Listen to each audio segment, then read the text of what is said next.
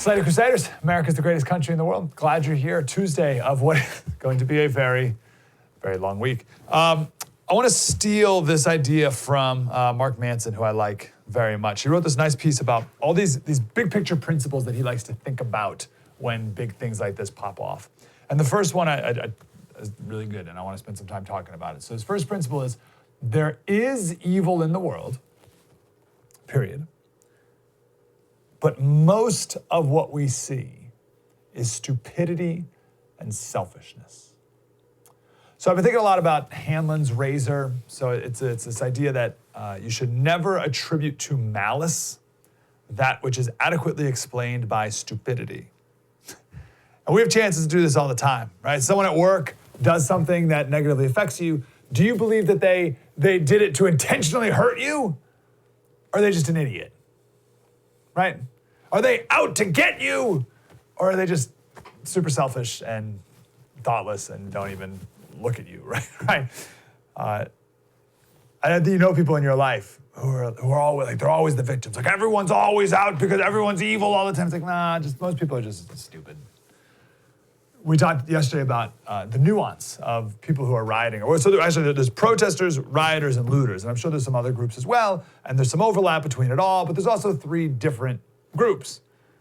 And within each group, they have different motivations. But even with the rioters and looters, some of it's evil. But I think most of it's just stupid. I think a lot of what we see is cosplay. It's like Comic-Con. Right? I mean, just people pretending to be all big and bad and pretending to go out and have a purpose and have a showdown with the cops. But I mean, everyone's just like playing a part, just acting. I see a little bit of it on both sides. So yesterday I saw a video of 3 Italian guys in Cleveland in front of their restaurant. And they came out to the front of their store. Each of them had a gun. And there's a big crowd in front of them. They each had a gun. And the crowd like came on at them. And one of the protesters or rioters got on his knees like in front of the guy, like shoot me, right? And then the Italian guys went back inside and they ended up breaking his windows anyway. I saw that video, I was like, geez, guys, if you're gonna bring your gun to protect your store or a store, are you really prepared to kill another human being? Like, have you really thought about that? Are you actually going to pull the trigger and kill someone? I mean, not to mention the legal battle that will ensue afterwards, but are you prepared for that too? Right? You got to have that conversation with yourself. Are you willing to kill someone for looting your store? Maybe. But, I mean, forget about the legality of it. And you may have the legal right to do it. You may even have the moral right to protect your family's livelihood. It's fine. But are you ready to live with yourself if you do that? If not, like if you really have that conversation with yourself, you're like, yeah, I'm really not gonna pull the trigger. There's like no scenario where I would actually pull the trigger and kill someone. If you're not gonna do it, then don't bring a gun to the store. Because you're brandishing your gun, you're gonna be taken over by the crowd because you're not gonna use it. And now you have a huge crowd of people with your gun, and they're gonna leave you for dead. Don't pretend to be tough, don't cosplay throughout this. And I see a lot of it, and it's the cosplay that can get out of hand, and then it turns into a real thing. But anyway, that's an aside. So there are people with evil intentions. There are people who do evil things for evil reasons. There are people who do bad things for good reasons. They think good reasons. There's people who do good things for bad reasons, and there's people who do good things for good reasons. They're everywhere in between. The famous line from Solzhenitsyn is, if only there were evil people somewhere insidiously committing evil deeds, and it were necessary only to separate them from the rest of us and destroy them. Right? It'd be easy. If all the evil people were there and all the good people were here, and you just separate the evil and boom, you're done. But the line dividing good and evil cuts through the heart of every human being, and who's willing to destroy a piece of their own heart.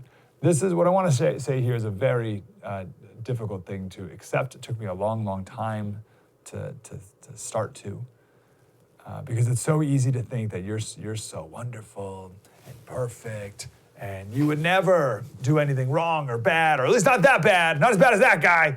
And these people that are out there doing whatever, they are very different from me. I am much, much better than everyone else, really, but certainly than those people. And my argument is, like, nah, not really, actually. My favorite scene in the Bible is Luke 18. You got two guys, they go to the temple to pray, and the Pharisee's there, and he says, God, man, thank you so much, God, that I am not like these other people. Right? Those people, the robbers, the evildoers, the adulterers, this guy, man, thank goodness I'm not like that guy. And then that guy was so ashamed of his sin, he couldn't even look up. And he said, God, have mercy on me, a sinner. And Jesus tells that story, and he says, only one of those men went home justified before God. And then the ultimate, perhaps the opposite is true. Jesus said, for all those who exalt themselves will be humbled, and those who humble themselves will be exalted. Right? So you be careful of being, you never want to be the person who's like, man, thank you, God, I'm so much better than that guy. Those people are the worst. Me, I'm great. Careful of that. So this is the hard truth in light of that. Maybe the hardest truth that people need to reconcile with in the midst of this. And it's okay if you get mad at me in the process, it's fine. I just want to plant this seed and then we'll see if it grows. Let me start off actually with Jordan Peterson. This is Jordan Peterson. These are his classroom lecture days. An old video back in the day. And he's talking to his class about Dante's Inferno. This is something we've talked about a lot, and there's the different levels of hell, and the lowest level of hell is betrayal. That's the worst sin that you can commit, if you betray, then you're in the lowest pits of hell. And here's Peterson talking about that. Because you might ask, well, why do you betray someone? And that is a deep question. And so you'll have your specific reasons, but under that there'll be some other reasons, and under that there'll be some other reasons, and under that there'll be some other reasons. And if you go all the way to the bottom, you come up with the ultimate reasons why you betrayed someone. And when you look at that, that will not be pretty. That's when your proclivity for evil, let's say, unites with the general human proclivity for evil, and you discover just exactly what you're capable of. And so Jung's notion was that, well, that was a full encounter with the shadow, which is, I suppose, partly what this course is about, because one of the things that I believe I told you at the beginning was that I was going to try to help you understand how it might be that you could be an Auschwitz guard. And to really understand that, that's a horrifying thing to understand. But I'll tell you, if you want to grow some teeth, that's a really good thing to understand. Wow. You could be a guard at Auschwitz. Get right on that.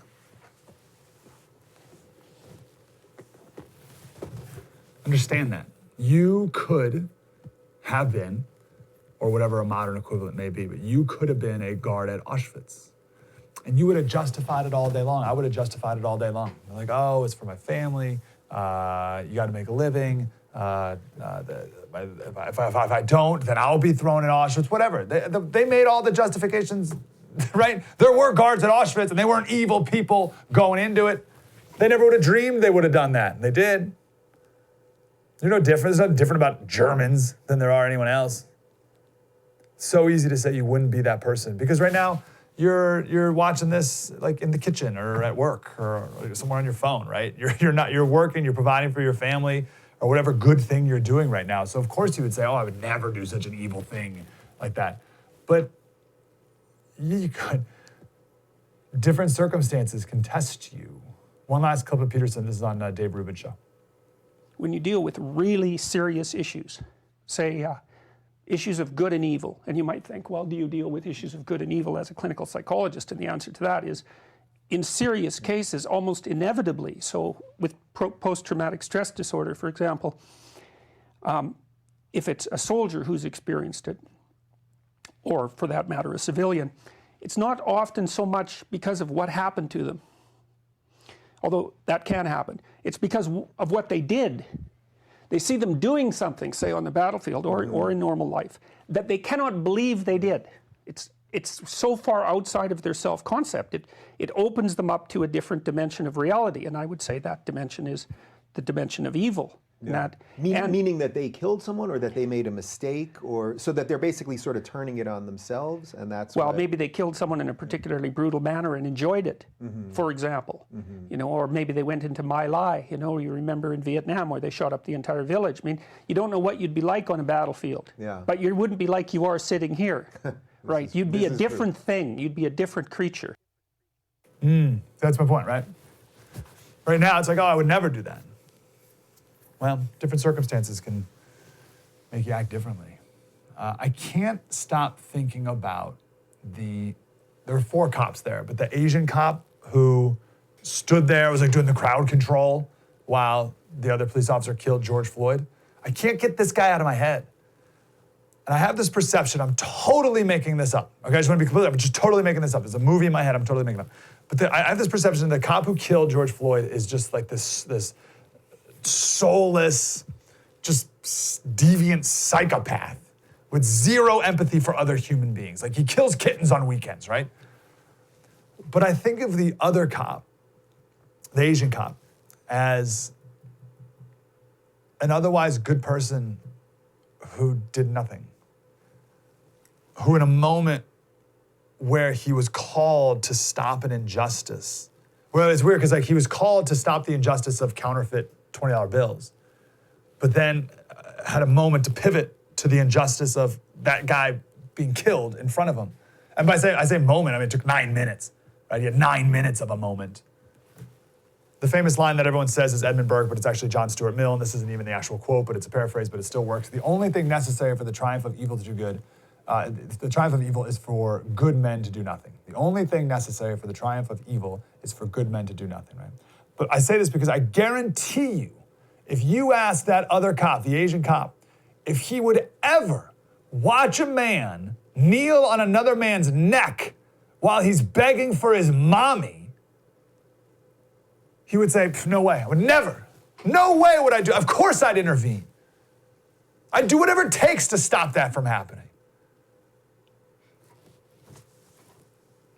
I'll share this story for the 1,000th time for our longtime listeners. I don't know if I've shared it on the TV. Maybe I haven't, but I was with some friends. This was maybe 5 or 6 years ago. It was right after I got married, and somehow cheating on wives came up. Not that we're going to do it. It was like the conversation about like people cheating on wives or whatever. And I said, I would never cheat on my wife. And my buddy said, oh, I could see it. And I was appalled. So I was like, what? He used to be a youth pastor. I was like, what do you mean you could see yourself cheating on your wife? What are you talking about? And he's like, yeah, I could see it.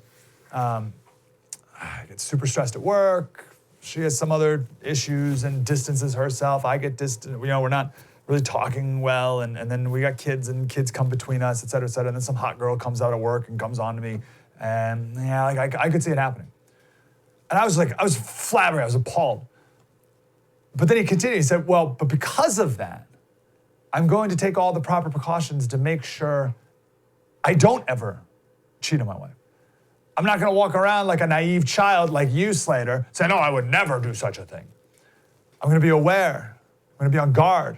I'm not going to put myself in those situations. I'm going to invest in my wife to make sure that we never grow distant, so that there's never a need or a desire even in the first place to do that. Because I know of my capabilities, I'm going to take the precautions to make sure that that bad thing never happens. And that's Jordan Peterson's point. Once you realize that you could be a guard at Auschwitz, you're going to take the precautions in your life to make sure that you never would ever do such a thing. So if there's ever a scenario where you're faced between good and evil, you always choose good instinctively because you're aware that you could choose evil.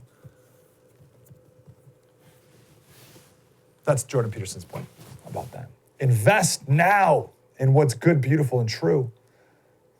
In this case, fidelity, right? Because betrayal is the lowest pit of hell, right? Remember? So invest in that so that it never even comes to that.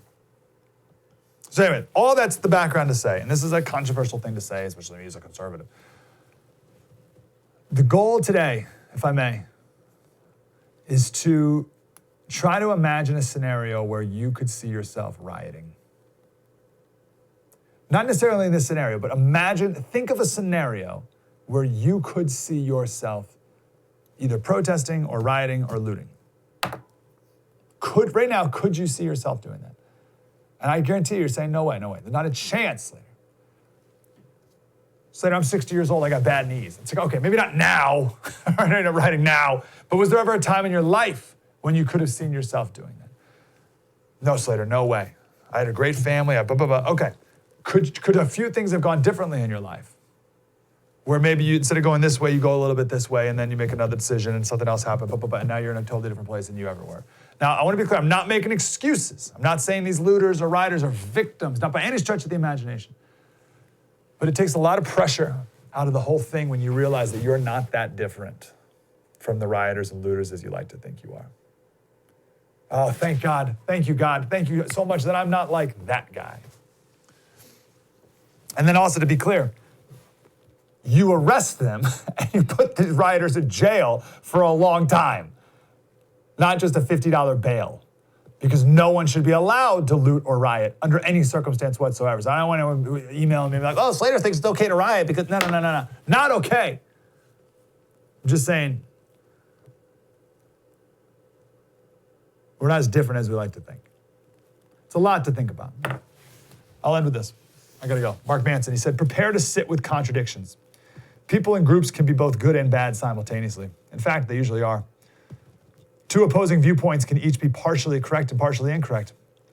Be prepared to sit with these. Your mind will try to push you to be comfortable on one side of the fence or the other, but don't let yourself fall into mental complacency.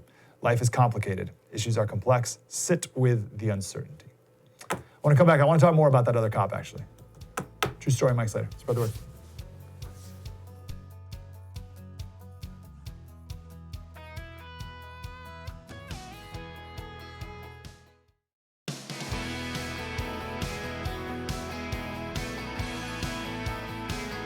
Hey, Slater Crusaders. I know that was a tough, I hope I made that argument relatively clearly and something to think about. I'm not all the way there on it, right? But it was good to talk it out. And if you have any room for improvement, please send me a note, Slater Radio on Twitter. I want to play this, or read this poem here. A poem from John Wooden. He didn't write it, but John Wooden, I would argue, greatest coach of all time. And there's a couple different coaches you can add up there, but I think John Wooden is the greatest coach of all time.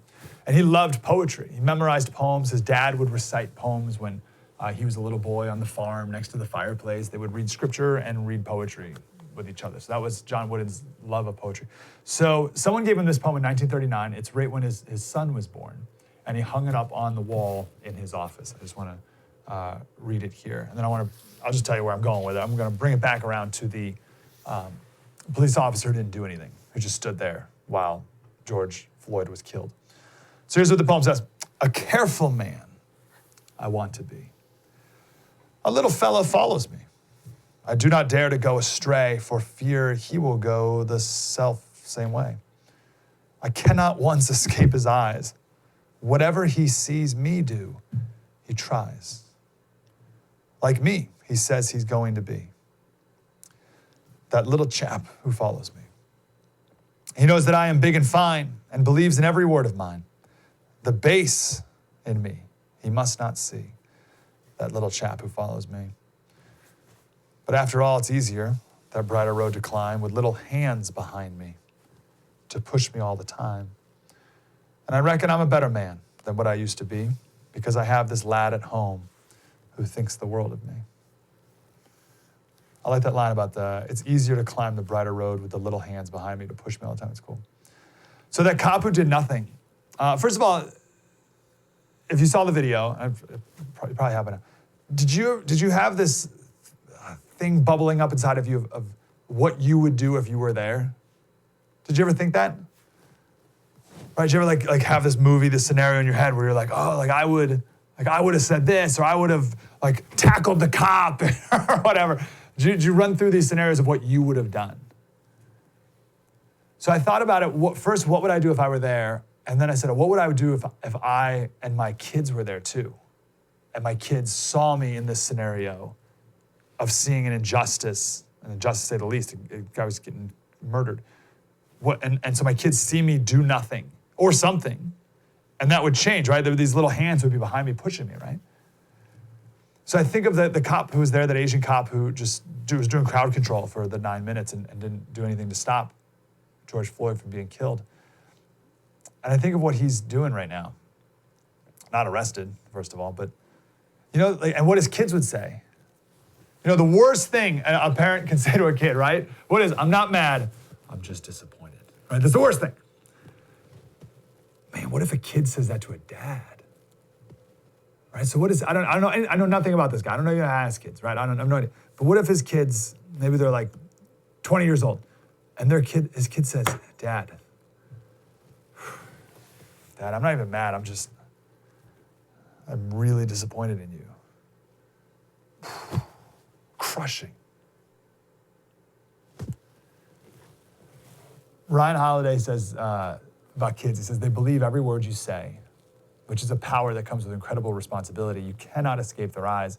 You cannot not be their example. I want to play this video here. This is a police officer. Let's talk things that happen in Minneapolis, cop standpoint, right? I'm disgusted with the things that happened in Minneapolis. Period, point blank, things could have went way different. At the end of the day, let's talk facts. The guy is on the ground. He's laying on his stomach. He have handcuffs on. It's 4 of y'all, 1 of him. 4 of y'all, 1 of him. Who has control of this situation?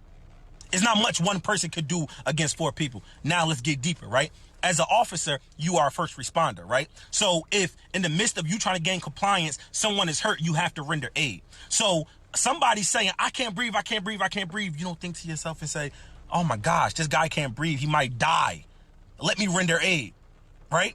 Another point, officers, other officers, if you're going to be an officer that's going to stand there and not help when things go wrong, come on, like you don't see that? That's the reason I got behind this badge, right? Because I want them officers that's afraid to step up, I want to be the one to step up. If I see wrong happening, wrong is not happening in my presence, right? I'm going to check it. And that's period.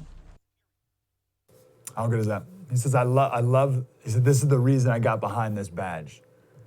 Wrong is not going to happen in my presence. You know what's so wild? So my point is, I wish more people who want to see change would move in and be the change, right? Be the police officers that you want to see. And how many have you seen, maybe not how many, but I've seen a bunch of videos where you have a black police officer and you have like a black rioter or protester screaming at the black police officer, calling him a sellout and all these other things. You're not selling out, you're loving and you're serving. And I love that approach that police officer did. That's the reason I got behind this badge. Wrong is not going to happen in my presence. Like in a sane world, if we see a lot of police brutality, the response in a sane world would be, let's have police department recruit drives, right? There'd be like lines out the door of people who would want to be police officers and be the good police officers and drown out those bad police officers so that maybe one day you'll be in that Asian cop's shoes with a bad cop doing something you shouldn't be doing and you can step up because that wrong is not going to happen in my presence, right? We would be seeing these massive police drives, not rioting and protesting and throwing stuff at police officers. But we don't live in a sane world. We live in a very broken one. So, I don't know. We can learn a lot of lessons from that guy who didn't do anything. Why didn't he do anything? It's interesting to think about. Did he do nothing because he agreed with what that other cop was doing? Did he do nothing because the other cop was a superior of his or somehow like ranked higher, or maybe just even prestige, like he was just sort of the boss and he felt like he couldn't call him out? I think it was pride and embarrassment for him to admit he was wrong, right? Because once that Asian cop started the path of, all right, everyone, back up, everyone, this is fine, come on, everything's fine here. He couldn't then, in the midst of it, say, hey, wait a second. No, you guys are right, actually. Hey, man, get off the guy's neck, right? He didn't have the courage to, more than admit he was wrong, but that's pretty, right? Like, no, actually, you guys are right here, right? You guys screaming at us, you're right, actually. You're crazy, police officer, get off him. And he couldn't do it in the moment, 9 minutes of a moment. It's amazing what people are capable of.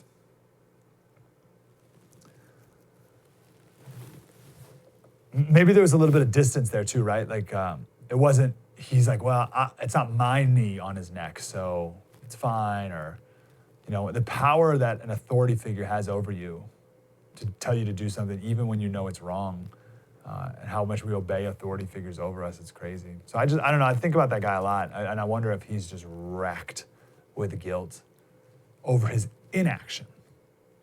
So my point is, let's never be that guy. That's all. Let's never be that guy.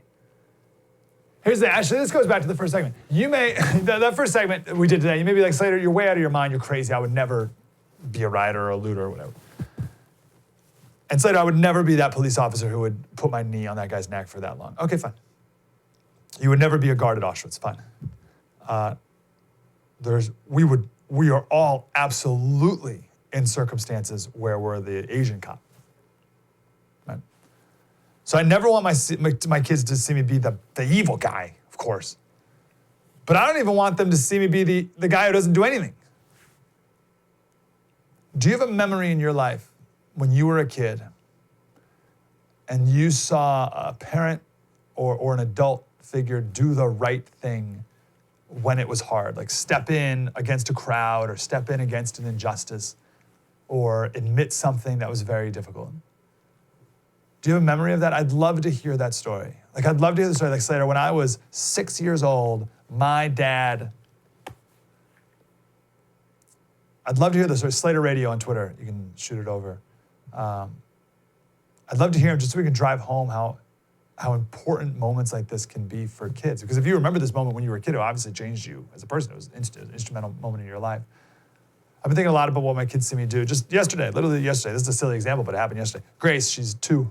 We were eating breakfast, and she did this with her arms. And she goes, "Look, Daddy, I'm Daddy."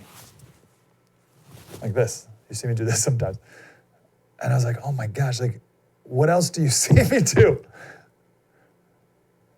I think one of the most powerful things that a kid can see is their parents step in and stop an injustice from taking place.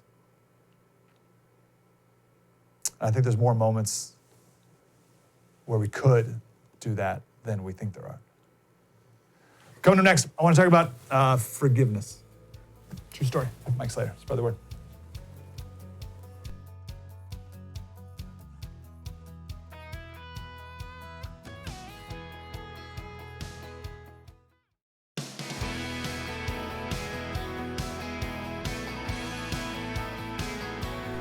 Hey, Slater Crusaders. I want to talk about, well, could be the most important thing, but seriously, it may be the most important thing, but it's way too early to talk about it.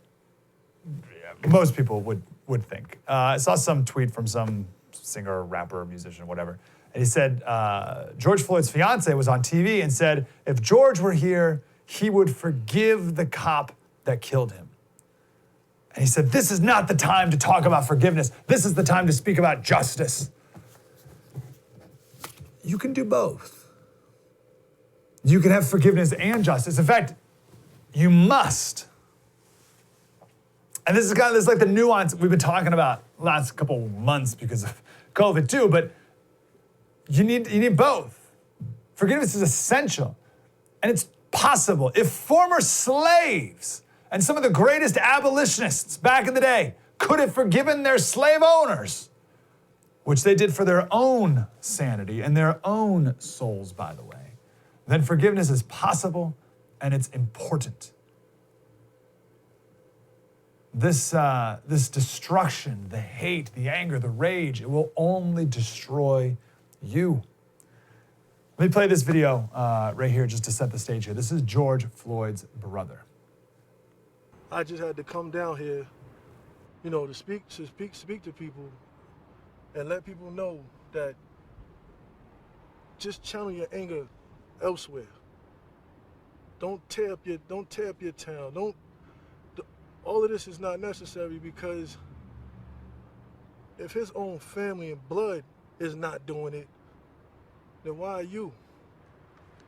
If his own family and blood is trying to deal with it and be positive about it and go another route to seek justice, then why are you out here tearing up your community? Because when you finish and then you turn around and then you want to go buy something, you done tore it up. So now you messed up your own living arrangements. So just relax. Justice will be served. Are you afraid the message is getting lost because of all this? Yes, sir, I am. So first of all this hate, rage, anger, everything, it's gonna destroy your institutions, right? So the other day, the AFL-CIO headquarters in DC were looted or vandalized. Here's a woman who works at a progressive, like weekly alternative newspaper in Raleigh who had her offices looted. And she wrote on Twitter, she said, "I'm devastated. We're a progressive newspaper. I was inside when the first brick was thrown." This is a former NBA commentator, Chris Palmer. He wrote this for the first, this is the tweet he wrote on, let's see, what day was this? This was on the 28th, which would have been, I think, what, Thursday? Yeah, so this is on Thursday. "Burn that blank down. Burn it all down." And then this was on the 31st. So this is Sunday. "They just attacked our sister community down the street. It's a gated community and they tried to climb the gates. They had to beat them back. Then destroyed a Starbucks and are now in front of my building. Get these animals the blank out of my neighborhood. Go back to where you live." Isn't that amazing? Burn it all down. Whoa, guys. Get out of here, okay? Go burn down your neighborhood, says Chris Palmer. By the way, that building that he showed that was on fire, that was, we mentioned this the other day, that's the 90 unit affordable housing complex that was under construction in that community that's being burnt down. And here's Chris Palmer like, "Yeah, burn it down." Whoa, you're climbing the gates in my community? Come on.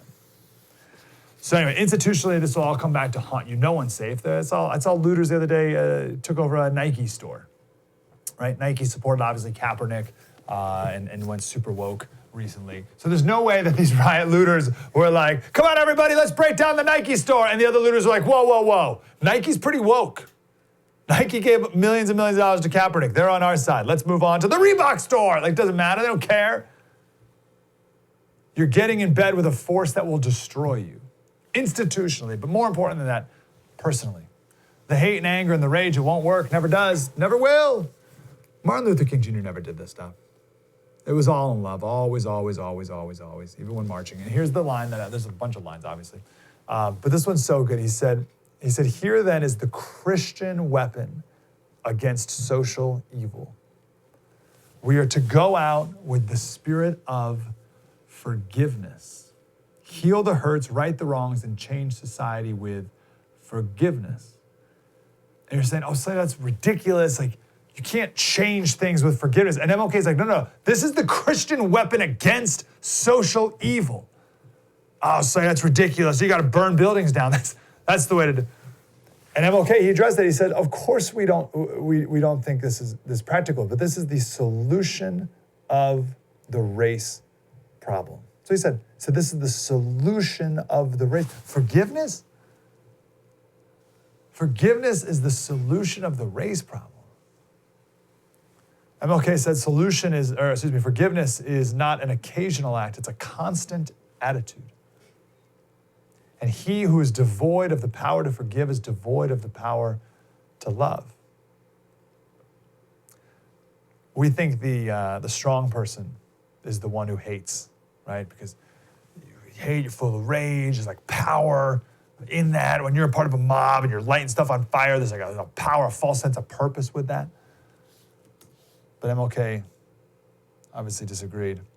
He said the strong person is the person who can cut off the chain of hate, the chain of evil, and inject within the very structure of the universe that strong and powerful element of love. This is a true story, but it probably didn't. I don't think this person actually said this, but it's a summary from his advisors. So it's still true, even though it's probably not an exact quote. But anyway, Napoleon. So he was in exile. He was on his deathbed, and he was looking upon the world that he tried to conquer. And he had this great line. He said, "Alexander, Caesar, Charlemagne, and I have built great empires. But upon what did they depend? They depended upon force." And Napoleon said, "But long ago, Jesus started an empire that depended on love. And even to this day, millions will die for him." What kind of empire are you trying to build? Or what are you building it on? And which one will last? Napoleon knew. the end of it all. And then finally, one of the most amazing MLK lines really is, I love you. I would rather die than hate you. How about that? I love you. I would rather die than hate you. And here we are, just with so much hate throughout all this. Totally missing the point. And I'm so grateful for Floyd's family. He's like, guys, if we're not doing this, what are you doing? Because the anger is it's for your own good. It's, I guess, like socially, institutionally, and personally. It's for your own good. That anger, that hate, it's going to come back around. And it'll crush you eventually. True story. Mike Slater, spread the word.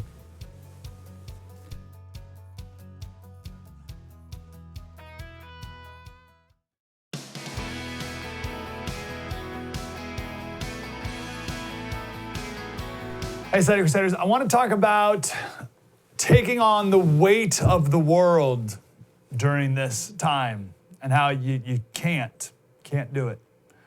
I think I said this yesterday too, but I recognize how weird this sounds when I say it and how weird it was when I first heard it and then when I first read it, and then I've said it a few times and it's weird every time, but it's less so now. And I don't think it's lame anymore, and I don't think it's a pansy thing to say, although you can roll your eyes at it because I did for the first few times, so I was totally fine. You need to take care of your soul. And I know how, like, I don't know if you that's like a namsy-pamsy thing to say or like a bunch of new age hooey, whatever, but it's so true. And just like just in a normal day, forget about the craziness of the world, but just like in your normal day, you rush from thing to thing to thing to meeting to meeting to meeting, to call to email to blah, blah, and then you rush home, you got to work, and then now you're like at home, right? So you don't even have like maybe like the detox of the commute home, where you're just like you're at work, and then kids, and then you put everyone to bed, and then you watch some crime documentary on Netflix where it's like you're just like beaten down even more. You never give your soul a chance to rest. You just beat it like a mule, and you wonder why you're exhausted all the time.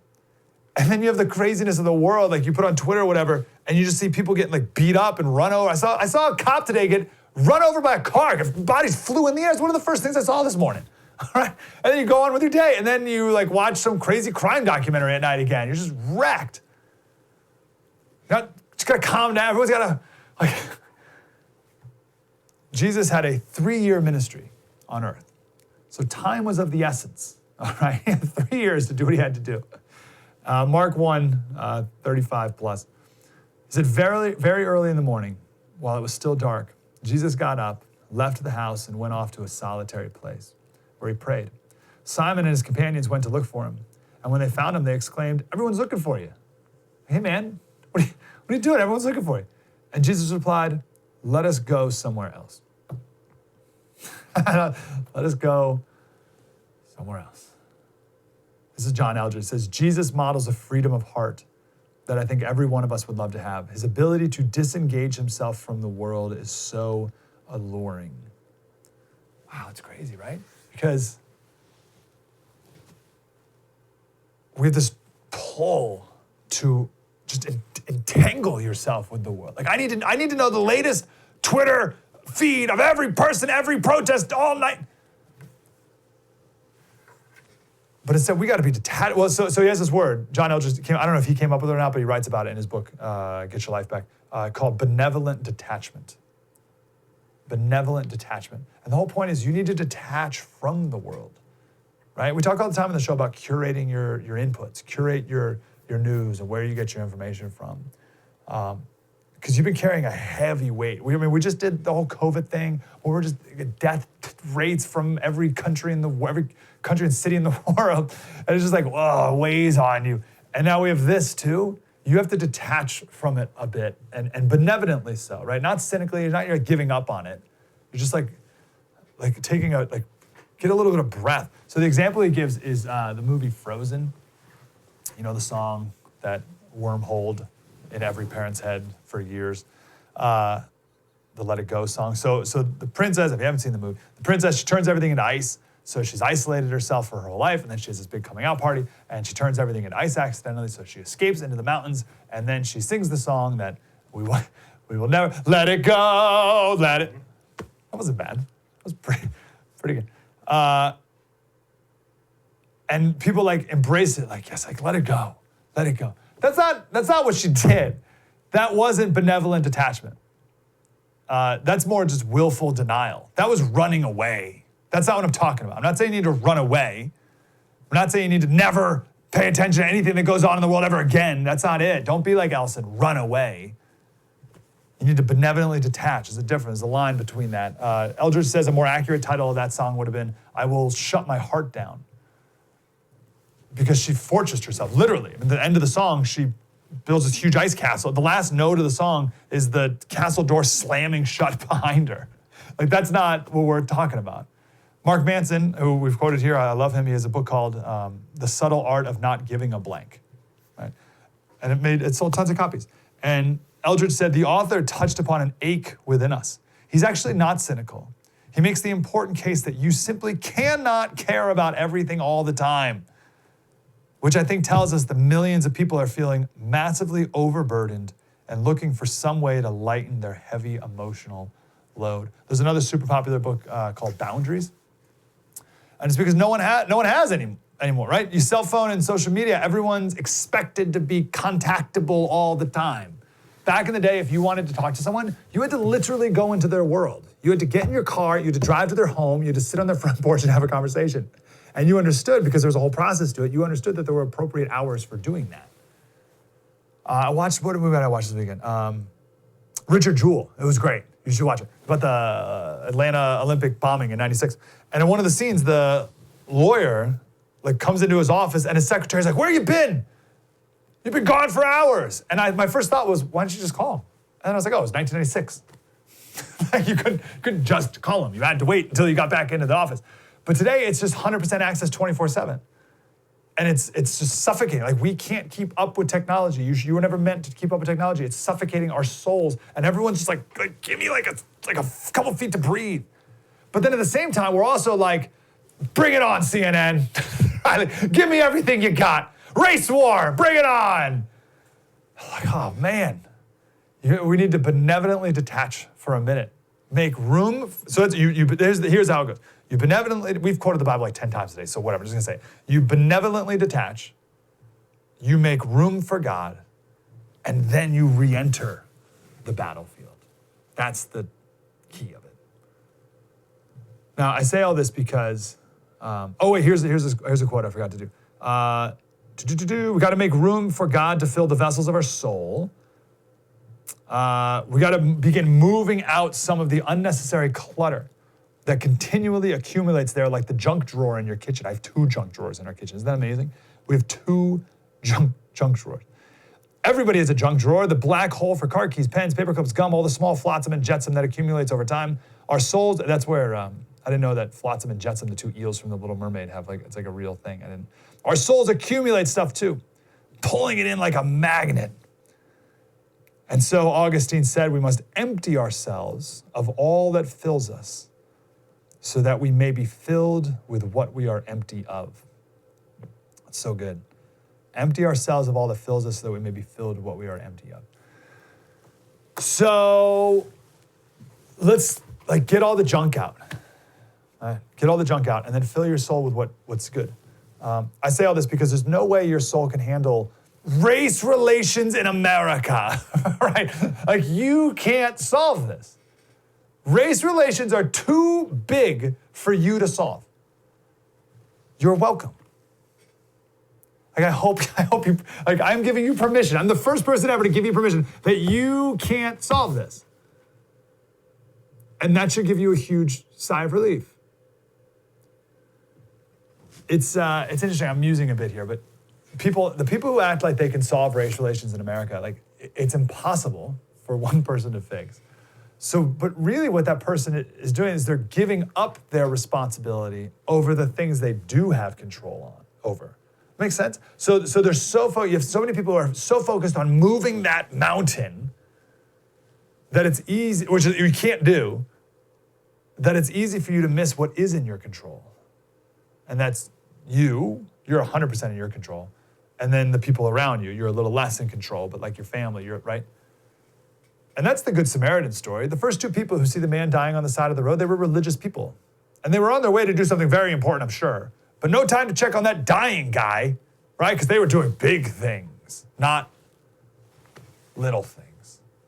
And I think the same thing. People are like, I'm busy solving race relations in America. No time to solve your own heart, as we talked about in the last segment with forgiveness. Like how many people, this is a great question, how many people are in the solving race relations in America business and don't have the Christian weapon, as MLK talked about, of forgiveness in their own hearts? Like you have to take care of this before you can do anything good out there. And that's my point. They're missing it. They're missing the foundational steps.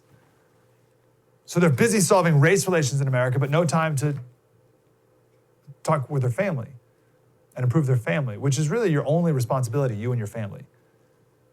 So correct me if you're wrong, I'm kind of working through this, but all you can do is work on your heart and your own relationships.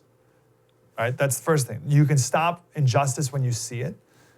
You can be proactive when possible. In San Diego, there's a Boys to Men mentoring program that we support here on the radio show, and it's about helping middle school age kids to make sure they never go down that path, right? So that's kind of like our proactive thing that we do, among others. And then, of course, I guess the next biggest step is you could support policies, certain policies that you think would be helpful, but that's even like further away from you. Other than that, if you think you're on some grand crusade to solve race relations in America, you're not. But you are tricking yourself into thinking that you're doing something. I don't know. Something to think about. We'll see. There's 2 protests planned today, down like a mile, not even a mile from my house. There's 2. There's a sheriff's office right there. So we'll see how that goes. But stay safe has taken on a whole new meaning in just the last few days, hasn't it? Hey, Bill O'Reilly's on The First now. How awesome is that? So his show's on 8 o'clock Eastern, right here on The First. Make sure you tune in for that. And until then, we'll see you tomorrow. Spread the word.